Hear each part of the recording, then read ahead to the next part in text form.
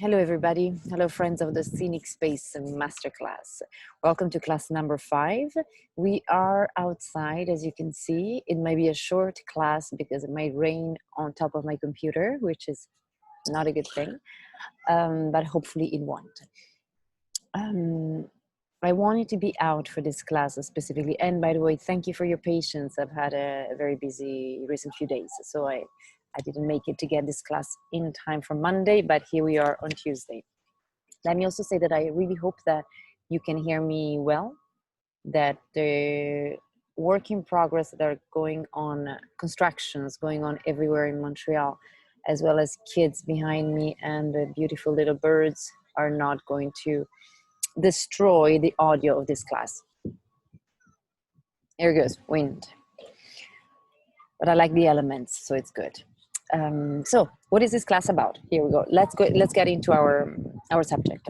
Our subject this time is really one further step into our preparation, the director's preparation before meeting the set designer, about on the reflection on the scenic space, much more specifically on the place of the audience, the relationship between the audience and the stage, as well as the actual space that you're in. And then we're going to go and see what are the first big ideas and intuitions you have about the space you want to create for the piece. So I'm going to first kind of go over a few concepts, a few notions, a few questions in terms of theory, and then I'll speak about, hello, I love it. Of course, there are people I know in the park. And then after that, I'll speak more specifically to a doll's house and the ideas that are developing in my head in this moment. So we're going to start by, there's no PowerPoint this time. I just made a very improvised little piece of paper that says, number 1, the audience. Number 2, the actual space. And number 3, what do you need the space to do? So these are our 3 topics to go over before we speak specifically about specific ideas. So number 1, the audience. This is the good time before you even speak with your set designer. It's a great time to start thinking about who your audience is. What is their role in the play that you're mounting, in the creation you're doing? Who are they? What's their point of view? Are they inside the play? Are they outside? Is their point of view same as one of the characters specifically, or is it not? What do you want your audience to experience? What do you want your audience to see? This will lead us to think about audience configuration. What is the relationship between your audience and the bodies that are on stage? So what's the relationship between their actual physical bodies in space and the bodies of the actors? I might pause a moment when I hear that there is too much noise around me, like right now, but I'm not going to stop. Okay. There are many various questions that you need to ask, and where your reasoning comes from in terms of the audience, it is number 1, thinking about what you're asking them to do during your play. Are they witnesses? Are they participants, active participants? Are they actors in the stage, like in the play as well? Or are they not? Are they completely severed? Are you putting up a fourth wall in the, let's say, most traditional way that theater used to do? And therefore is the audience kind of expecting to sit and just watch and be with themselves and take in anything that they see in their visual field? All of these brings us to reflect upon what contract you're actually making with your audience. By contract, I mean, what game are you playing with them? You need to be very clear from the beginning with your audience and about what are the rules of this game. And then you need to be able to be consistent and keep them until the end, because any audience will follow you in an instant on whatever you want to do, and pretty quickly from the beginning of the show on. But you will lose them in an instant if you do not respect the rules that you set up yourself. So for example, if you can put a you can have a stick on stage and decide that it's a tree, and two sticks is a forest, and your audience will get that. You can have a moving piece of fabric and it's the sea and the ocean. You can decide that your place is completely naturalistic. It's the use of the objects and the set pieces on stage is also naturalistic, and they will buy that. It's all about understanding what your style and genre is. So if you're, if you're doing a commedia dell'arte, or even more, if you're doing a musical, pretty quickly you need to establish that there are songs that are going to be part of this, and you don't want to wait very long to kind of establish what it is that you're trying to do, what kind of game you're inviting them in. So this is very important. Second point is, which leads us actually from the ideas of how you position your audience in space. You of course need to take in what your actual space in, what are the possibilities of it. Because if you're in a black box, there is a lot you can do. If you are in a more traditional proscenium stage theater, there is a bit less, but yet there is a lot still you can think about. Sometimes you can reverse the stage and invite your audience on the stage, turn it around and have your audience facing actually the parterre, how do you say, the where all the theater seats are. There are always things you can do, but you need to take in what is the space you have in. And about this here, of course we are in COVID time, so I wish I could have done this class inside the chosen theater, so inside the Montreal theater space of the center, and specifically space number 2, because they got 2 places in there. But unfortunately, I cannot, and so that's why we're here. We're here in the open air, where we can be, and where I can speak about later on about my ideas for a doll's house. But this is the second point. The actual space you're in, it's so massively important, of course, if you can, and hopefully we will be able to again, to go inside the space by yourself at first. I strongly suggest to any director, whether you've seen shows in the space or not, just go in, take a good hour and a half, 2 hours in the space by yourself, and at first just be there to catch what the space does on your own body. Catch your sensations. How do you feel in this space? How do you feel sitting in seats, if there are any seats? How do you feel being close to the stage, further away from the stage, at a level that is different from the stage? Explore the space from a more visceral and physical point of view. Explore the stage as well. Explore what does it mean to be on stage and be in relationship with the audience according to whatever configuration already exists. Have fun in making up how differently the space can be used. And at the same time, second side of this going into the space, you really need to ask yourself a whole bunch of questions that are much more pragmatic and concrete. What are the specificity of your space? Entrances, exits, the grades, looking up at the lights. For example, you have a great idea to do a show half among the audience, and yet you need to know that maybe there's not going to be any place where you can hang lights, and then you have to either build that or just sacrifice your idea.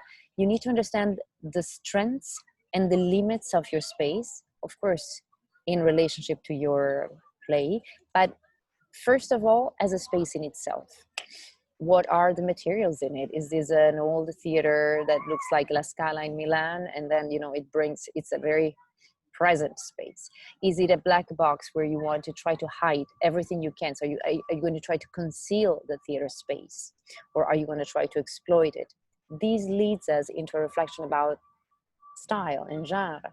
If you're doing a Brecht type of play where interruptions and meta theatricality is on the menu, then you might want to not conceal the space, actually to highlight all the production values, production elements that you're adding.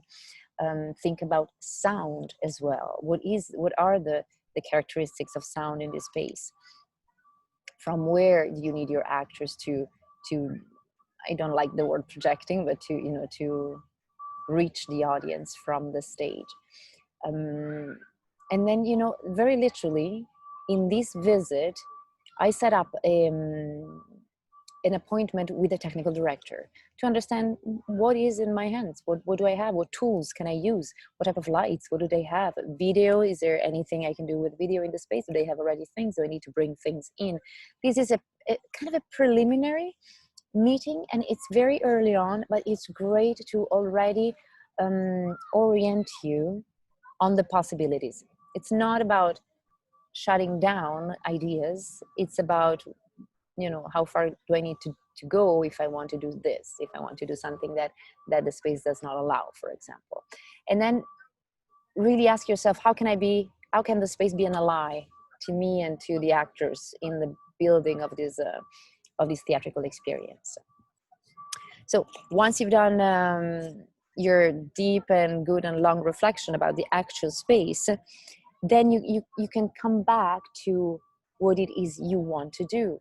And what it is you want to do in terms of scenic space means reflecting on what do you need this space to do. And when I say to do, I really literally means action. So I always think of the scenic space as an agent in the play, not as something static that doesn't move, not as a dead set that just stays, you know, behind as a painting type of thing. I want to know how the space influences the movement of my actors. How does it evolve? What does it represent in the play, in the show? What does it stand for? Is it bringing in the elements of the gods and of destiny? Is it time? Is it life? And therefore, how does it move if it's time? How does it move in time as well? What are the pivotal moments in which it really interacts with the actors on stage? Or is it a very steep, raked stage that is going to make actors' movement be very, very specific and attentive? Attentive is not the right word. And, insecure, if I can say, or at least gives the sense of insecurity from the beginning on. Is it a revolving stage? Is it a stage that keeps turning around and then shifts, where the points of view are constantly shifting? Possibilities are infinite, but the more you bring questions in and you think about these things, and then the farther you can go. This question, what do I need the space to do, is really a question that will help your set designer incredibly, because eventually you'll get to something that is very concrete and that, you know, the actors manipulate or bounce off or move through, and never forget that however you order and compose a space, it does have an impact, even if it's not incredibly active. You know, arranging the spaces on stage does have a visceral impact on the presence of the bodies that are in the space altogether. So as you can see, we're going back to the idea that scenic space is the whole theater, is the whole experience. It's not just who is on stage. It's not, you know, whomever is behind the line of the stage, what the actors are, that's scenic space. And no, that's a set eventually, if you have a set. Scenic space is the relationship between the place where you place your audience and the place where your actors are. Now, having gone through all of these reflections a little bit, or more questions that can stimulate you to think about your space, then I can actually get a bit more concrete into some of the ideas that I have for Doll's House, following the director's vision that I was working on with you in the past weeks. Starting from a point of view, an audience, and who is the audience for me? I mentioned in one of the past classes how much I believe that, or I mean, for me, this is my interpretation, of course, the audience is not an active participant in this play. The audience needs to observe, witness, reflect, be awake while they watch what they watch. And so there needs to be a distance, a point of recul, how do you say? A distance from which we can actually see what's in front of us. I also mentioned how there is not a specific point of view among the characters that I want to put the audience inside. I think it's very valuable to see each one of them as one little morsel of this world, one little piece of the puzzle, if we want. And yet my interest is in Nora specifically. And so one idea or one of the things that I'd like to work on is setting scenes in a way that Nora's face, and therefore Nora's expression, the energy that goes through her body, the body language and so forth, is available to the audience almost at all times. This is a bit, if you want, the opposite to trying to put the audience in the body of Nora, because if you do that, then you put Nora often with her back to the audience, and the audience sees everybody else. But out of my own experience,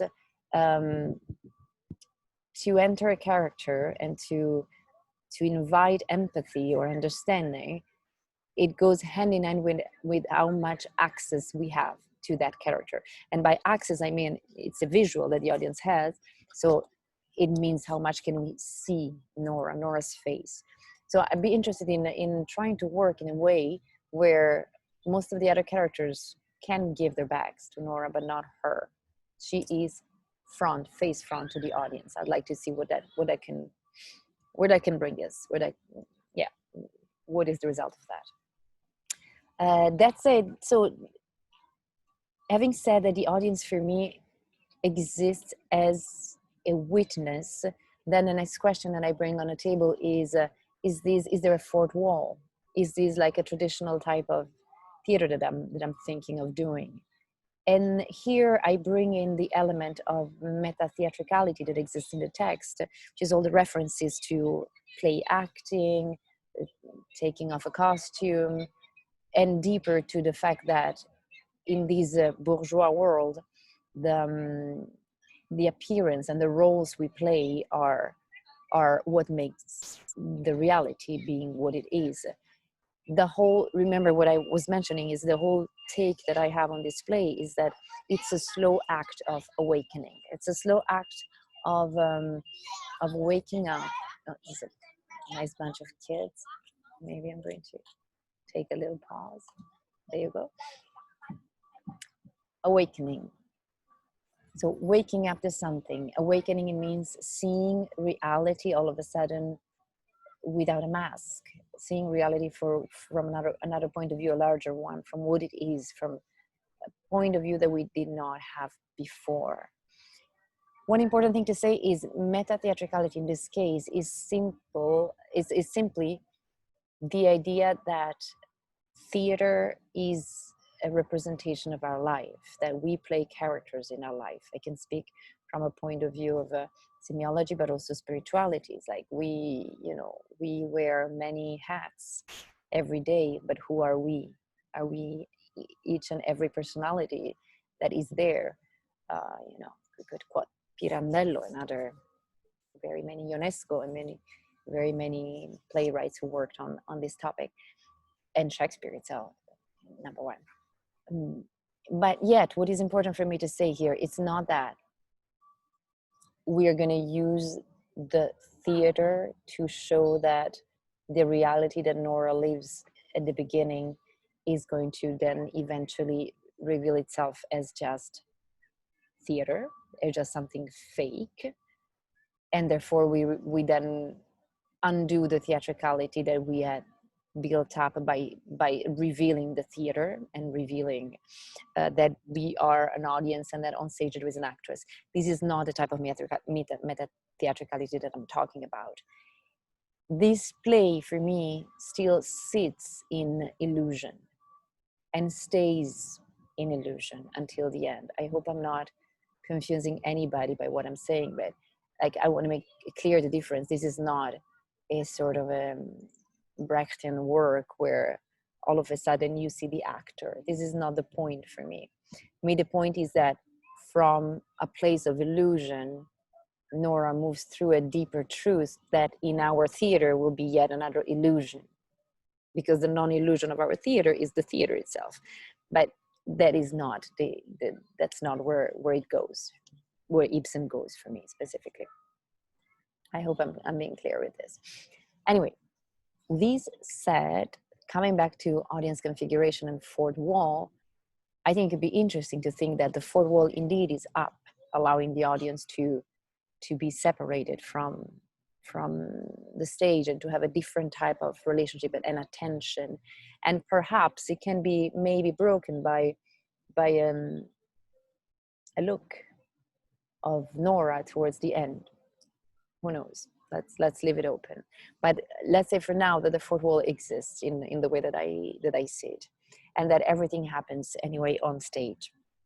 Now, if I go one step further into the space that I've chosen for this play, I've chosen a theater in Montreal. I mentioned it is the Center number 2. Center number 2 is very specifically a proscenium stage with a small thrust, very small thrust. The theater itself, I'm sorry I don't have a plan here, because I had a plan of the other one, and now the theater is closed, and I've asked a bunch of friends to send me a plan, and they certainly will send it to me by the end of this class, so there's no point. But in any case, I can just tell you what it is. It's a very traditional Teatro Italian theater, if you want a proscenium stage. There is, as I said, a small thrust in front, which allows actors to move through behind the scenes of stage from one side to the other. It is it has 422 seats, and the actual seats of the audience, the inclination of the seats is quite steep and quite quick. So if you want number one thing, like if I were inside the theater, I would notice for first thing that my best visual is on the floor. I can see very well the whole floor that is in front of me. The theater is very deep. It's 33 feet deep, and it's also very wide. It's 47 feet wide, and I think it's 20 visibly 20 feet high, and then it's more than that. It's 30 probably, all of it, but visible it's 20 feet. So it's a very specific space that I'm looking at already. Something that interests me in here is its depth, of course. A depth that, and both when I talk about strengths and limits, so definitely its depth can be a strength or can be something to exploit. The limit is that it's being a Teatro Italien, there is a real distance with the audience from the la sala, the hall, and the stage. And that if I ever wanted to break that, and to break that fourth wall, and to let the audience and the actors get closer to each other and in relationship, I'd have to sort of add to the proscenium to get inside the audience, and there I would get into another series of problems. Problems are that there are no places where to hang lights there, none at all. So would I be able to actually add those instruments to be seen according to budget, according to the theater, to what they have and so forth? Now, specifically in the center, even like the first few feet of the proscenium are not well lit. So the best spots that you can have for your action, for placing, doing la mise en place of your actors, it's actually not as close to the audience, which again, everything is both a strength and the limit. You then decide according to what you want to do with this play. Yeah. So starting from this premise of what my space looks at this point in the process, I'm as a director, I'm starting to have some ideas. I'm starting to think that I want the space to indeed be an agent and to represent something in my play, and to move the action on, as well as being the space that the actors, the characters interact within. As I already mentioned, in this, the awakening of Nora, for me, it's interesting if I take it from the point of view of the awakening of an archetype, of the wild woman, and of something that has to do with nature and with remember when I mentioned the Christmas tree, for example, the coming in of the Christmas tree is one of the actions of my space, of the space that I'm dreaming of. All in all, if I think about the evolution of the space, it's something that happens is that this house, this famous doll's house, or the house of the Helmers, represents very much the structure of their world, of their society, of raising middle class society. And throughout this play, we go from a very three solid walls towards a moment where this world crumbles. It crumbles for almost each and every character inside, especially for Nora and for Torvald, number one, for the kids of Nora and Torvald, of course. But it does crumble for other characters too in there, for especially for Dr. Rank. So our space in this case, for me, really, really represents a place that is going to little by little disappear.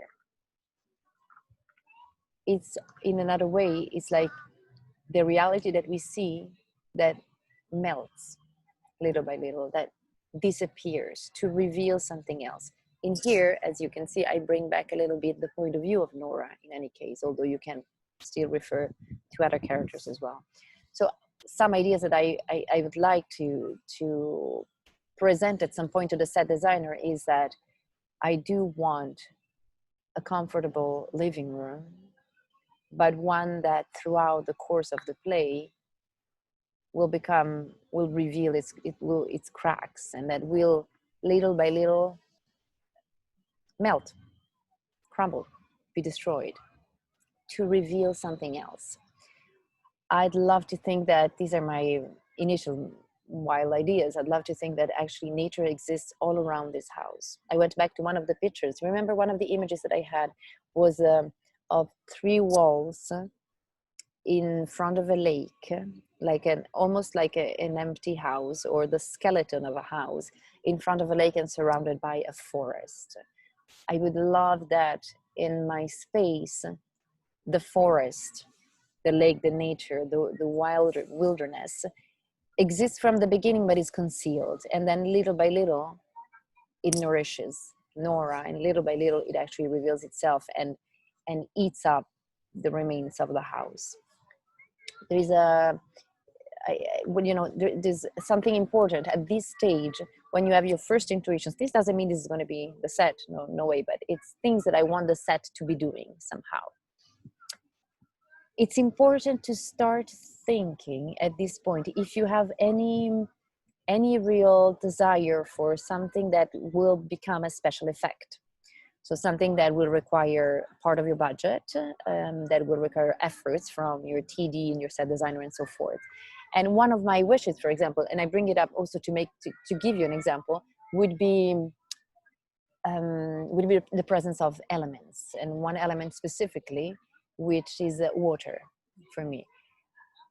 Now, we don't need to go into, oh, I want liters and liters of water falling on stage and stuff like that. We can be theatrical as well, and imagine that, for example, we can, without seeing water, we can constantly hear it. We can use other tools of our theatrical means to hint at some elements. But one of the things that I would want to explore is at some point to literally have water on stage, whether it's falling from up, whether it's coming from in. But it's like I'm more and more I'm going towards the idea of a flood or of a reappropriation of nature with its own strength, of a place that has been ordered and built by human hands. So this is one thing that I would want to, for example, discuss with my set designer. Thinking about all the things that I wanted. Okay, of course, other things that at this point you can start thinking is literally easier. Where are you setting? So we said this is not an adaptation, and yet my idea is to have a contemporary looking space, contemporary looking costumes, and an acting style that is also one that is contemporary, not necessarily naturalistic. I'm interested in the beautiful writing of Ibsen, how much subtext can be expressed by physical actions that are non-plausible, can I say, that they go beyond that actually have a theatricality to them, that hints at the deeper relationships, the deeper desires and wants and fears that exist between characters. I'm going to wrap up because I think we're kind of at the end. I hope that somehow I am making a bit clear what this first step is. All of this stays at the level of wishes, intuitions. You're not yet deciding what your audience configuration is, but what you need to know is, yeah, what game am I inviting my audience in? Therefore, where am I placing them in space? And then at some point in the visit that you take of your space, you start asking yourself, what do you want them to see? Because eventually that's what is going to build the meaning of everything, composition. And do you want them to see the same image, the same picture, or do you want them to have different ones at different times, and so forth? All right, so I hope that this recording was not too bad. As you can understand, this is why I am a bit more in a park. It's a city park, unfortunately, and not a forest, as I wish I were. But my idea is that eventually from the city disappears, and what appears under and above and around is nature in all its majesty and strength and force and beauty. Hopefully I'll see some of you this Friday, and then we're going to go to the final step of our class very soon, next week. So I wish all of you a great Canada Day for tomorrow, hoping that everybody can be outside and enjoy the day. Bye.